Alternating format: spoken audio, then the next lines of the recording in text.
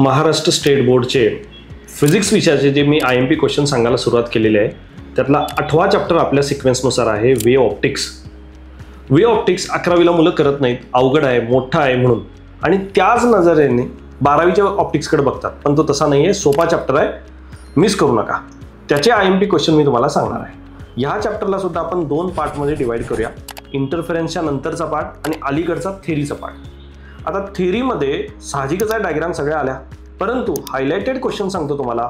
हायगन principal, Newton कॉर्पस्क्युलस theory, हे 2 point आपल्याला आलेच पाहिजेत. त्याच्यानंतर प्लेनर वेव्हफ्रंट आणि स्पेरिकल वेव्हफ्रंट याच्या डायग्राम विचारतात. Construction of planar wavefront, construction of spherical wavefront असा क्वेश्चन येतो. आणि ह्यातला राहिलेला लास्ट पार्ट आहे रिफ्लेक्शन रिफ्रॅक्शन. ह्याचं डेरिव्हेशन करू नका, डायग्राम आणि थेरी करा. यालाच कनेक्टेड एक पॉईंट येतो पोलरायझेशन. पूर्वी काय व्हायचं, पोलरायझेशनवर थेरी विचारायचे, आता त्याच्यावर प्रॉब्लेम यायला लागलाय. त्यामुळं ब्रिस्टर्स लॉचं डेरिव्हेशन फार सोपं आहे रे. टॅन थीटाच्या फॉर्ममध्ये सोपंसं डेरिव्हेशन आहे. ते डेरिव्हेशन आणि पोलरायझेशनचे प्रॉब्लेम हे महत्त्वाचे आहेत.